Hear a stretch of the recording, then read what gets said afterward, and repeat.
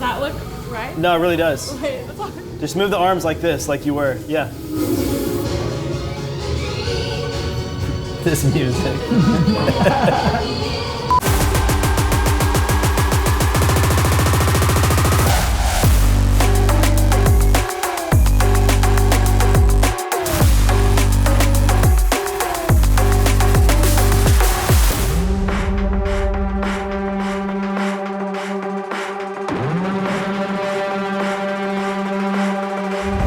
Hey, what's up guys? This is the Godox production series, and today we are filming at this awesome industrial location set.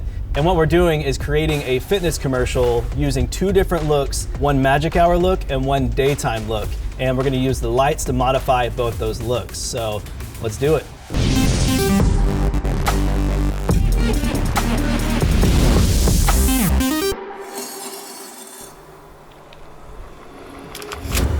We are here inside the location for the first time, and just looking around, this has all kinds of features we can use to really make this thing cinematic. You've got steel walls everywhere, you've got these windows that have this cool checker pattern, and they're very industrial, and tons of texture to work with. We've got this cool wooden backsplash back here behind the kitchen. So really it's just about finding where best we can build our world around. And so as we're looking at the space here, I'm really digging this kitchen setup. There's a lot of different textures. There's that wood backsplash that's really cool. That'll look really nice in contrast to all the black, darker elements of the countertops and just the appliances around here. So I really think as far as composition goes, we want to see this area in our background. And ideally, you want to look for a corner whenever you're trying to place where your action is going to be based in. So the corner will give us the most depth in our shot, and I feel like right here we can, throw in lights outside the windows and possibly put some sort of texture on that back wall right there, and we'll go from there. So now that we've looked around our location and figured out where we want to point the camera back into this corner, I think it'd be best if we set the elliptical right in this area right here. This will give us a lot of open space to work with, and it'll give us a lot of depth. So we can play with depth of field, we can play with all kinds of different ways to scatter the light across the environment.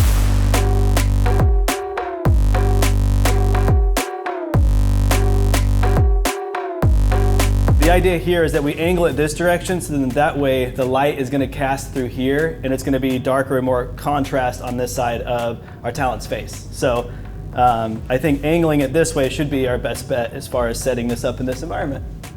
So now that we've established where we want to actually build our scene around, I like to talk to the set decorator and kind of see what he thinks we should do and how to make things kind of come to life and make it more cinematic within the space. So this is Wally, he's going to be our set decorator. What do you think of the space? I think it's great. It's very wide open, lots to work with. Ideally, you want some color pops. You don't want the background to go muddy. So luckily, we have a lot of tchotchke here in the kitchen. That's what this stuff's called right here? Yeah. We call this tchotchke. In the biz. In the biz. We call this tchotchkes. Industry terms. So we kind of just doll up the table, doll up the background a little bit. It's nice. We have some florals in here, some greens. You said you really like these pink flowers, right, earlier? Yeah. You saw those, like, as soon as we walked in, you're like, yeah, those are cool. We're gonna have to add those. So. Yeah, we're not gonna highlight the pink flowers and how much I like pink flowers. Okay. Here we are with our elliptical placed on set, and the next step is to test the practical light sources in the location itself. The practical sources are lights that are already at the location. Lamps and fixtures, all that kind of stuff. And so the one thing that we noticed was there was this lamp over here that's giving off this warm tone. It's a little bit too bright, and I say we just kill it. And that way we can actually modify the light with Godox lights. We can bring in whatever we need to control the contrast and the texture and just how much exposure we want to add. The other thing is we really like these practical sources back here, these big bulbs. I think those are really cool. So I think we're gonna leave those on. And from here, let's go ahead and build out some Godox lights within the environment.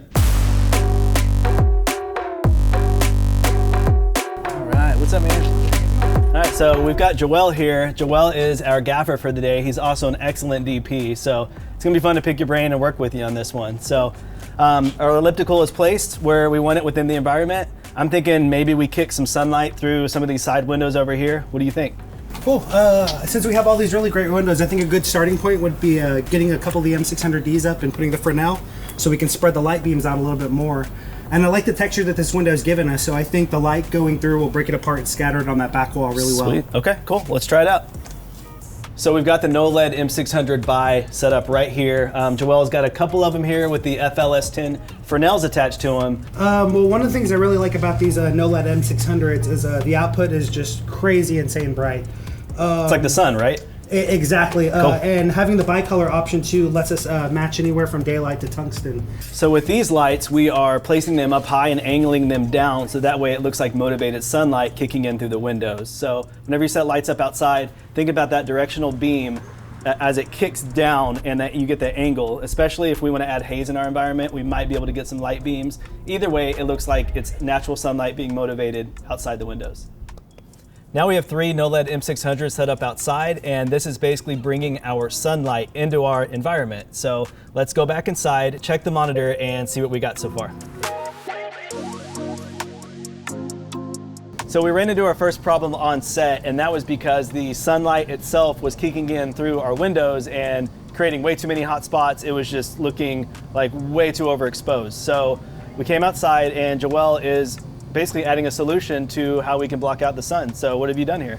We've taken this large piece of duvetine fabric and we've go ahead and block out all this natural sunlight that's coming in that's messing with our artificial sunlight. I think that actually did the trick. You know, now that we're looking at it, we can see it in real time. And yeah, nice work. You got it. I think now, because these are so bright over here, those windows, let's go ahead and let's add some gels to like some of those squares. It might give us a little bit more color. It might just give us a little more interest on that side of the screen. The blue one, and then you want to put one like right there? Yeah, I would say even let's do some back here. Back here. That's where it's really hot. So this is why it's a lot of fun to have help on set, because we can watch Joel problem solve everything that we throw at him. We're like, hey, what about this? What about that? He's the guy that makes it happen. So it's always nice. It'll be good. So we looked at our frame and we think that adding a little bit of an accent light over here on the oven would work out pretty good. So I've got a Godox TL60 right here, just a tube light, and we're gonna turn that on and we can match the tone from this light to this light so it looks like it's actually a practical source. So I think if we just stick it right back here, it should do the trick and just give us a little more interest back here on this back wall. I see what you're saying. You can kick a light right here. We can even bounce it. Like kick it through here, bounce it onto her through this area. All right, so our set is pretty much dressed and ready to go. So we've got our tube light, our TL60 over here. It's our accent light on top of the oven. We've checkered the windows with a couple of gels. We put the duvetine cloth outside here that's blocking out all that sunlight. And as we travel through here, you see all the checkered gels just giving us cool textures. We've got the Knowled M600s outside. That's kicking in some nice, controllable, natural looking sunlight. And then we're gonna keep coming over this way. Here's where our talent's gonna go. We've turned some practical lights on just so that we can have a few other practical lights within our environment. And we've got a Knowled M200 buy. And that is bouncing off of this poly board right here, which is gonna fill our subject nicely. It's gonna have nice diffuse soft light across her face. So a thing to consider whenever you're looking at what you want your talent to wear is look for maybe something that's a complementary color to your environment. So we have a lot of orange and tungsten color through the windows and the background. So I really think going with a blue, which is a contrast color, to the orange would actually work out pretty good. What do you think? Yeah, it's a great idea. And I love that we have a splash that's blue here and to mimic it. Yeah. I think that's the one. Okay, blue it is. So, fitness commercial, we need sweat. So, to save time, in a matter of efficiency, we use glycerin. So, typically, we mix 1 part glycerin, 2 parts water, and it keeps the sweat on the skin. And that's what makes it look like real sweat, right? And it stays consistent throughout? Yes. Okay. That's the most important part. It stays consistent throughout. You can dial it back, or you can make her more sweaty. You can make the sweat run, or you can make the sweat stay in place. Our camera setup today, we have a red Komodo with a 35mm lens. And I found that the 35mm is just the sweet spot of what we wanted to shoot today, because we can get wide and tight and still get lots of depth of field. And also, as far as camera move goes, since this is a fitness commercial and it's gonna be intense and a lot of action type shots, movement is very key, and I feel like the 35mm with the Dana dolly will be the perfect setup. She's going so fast, she's burning rubber. It's like all this smoke just like, just wafted. So make sure anytime you're using a hazer that you incorporate a fan so it evenly distributes the haze.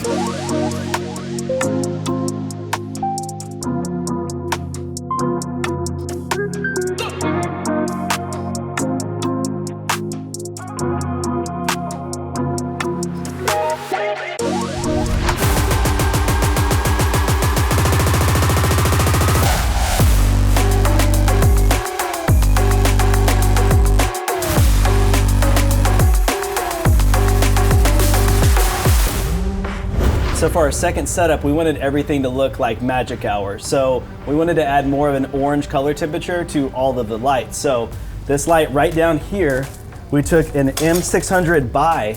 Basically, this is hitting up into this area and it's casting this nice warm light and kind of like making the illusion of this warm evening light cascading across this window right here. It just kind of sells the whole fill area of what warm light would be with the sunlight. And with this light, what this one's doing, this is an M200 bicolor light, and this light is cascading through the windows, and it's making a cool pattern on the backsplash inside of the environment in there. Over here are two Knowled M600Ds with the Fresnels attached to them, and we added CTO gel to give it that orange look, so it looks like that magic hour light. We took both of the M600Ds that we put CTO over, and we actually combined them together to just create one gigantic light source to go ahead and mimic the sun. So these are set at 100% power. They're kicking in through there, and it's giving our subject a nice backlight, which is creating a rim light and kind of bringing her away from the background. And it really just mimics a really cool sunset type look. And so that's what we were going for. So now that we're inside, we have created our magic hour look, and this is the interior. And what we decided to do was condense our world. And why did we do that? We pushed everything back. We were trying to create this look. It's still broad daylight outside, so we were getting a lot of light spill from the sun. We pushed back so we didn't have to cover as much territory with these front windows, and we could get tungsten coverage of the back windows. So unless you have like 20 lights you want to extend all throughout, every window of your set, you need to shrink your world, and sometimes that actually plays to your advantage. So that's basically what we did here. Yeah, I mean, a smaller world is sometimes easier to modify and create. Yeah. For our key light for this setup, we wanted to use an LD150R panel light and kick that into a polyboard, and that's gonna basically reflect light onto our subject from there. It just softens it. It's gonna make it a more flattering light. What we found out is we had this light matching the CTO, the orange tone that was outside, and our subject was just looking way too washed out. She was all orange. So we took this, we turned it to more of a 4400 Kelvin color temp, and that's gonna help kind of bring out her skin tones and kind of separate her more from the background. So in the original composition, this light was set to tungsten, but we noticed, early on when we were looking at the camera that we needed something of contrast in the background. So we went ahead and put it to a wider light, and we set it here to softly touch the backsplash of the wood, and it really gave us some depth to the image.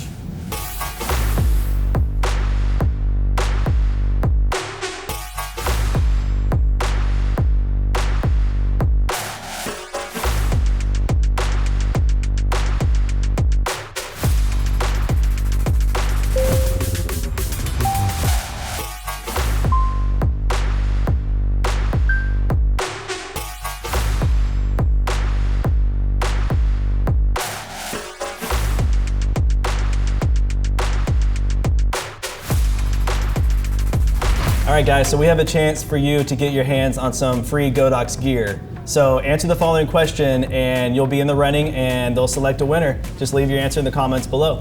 The question is, how would you create 2 looks in 1 location? Tell us about it in the comments below. We'll all walk different directions. No, you can walk away. We'll all walk. We're gonna pick up the bike and carry you out. All right, guys, thank you so much for watching this episode of the Godox Production Series. We'll see you next time. Until then, happy filmmaking.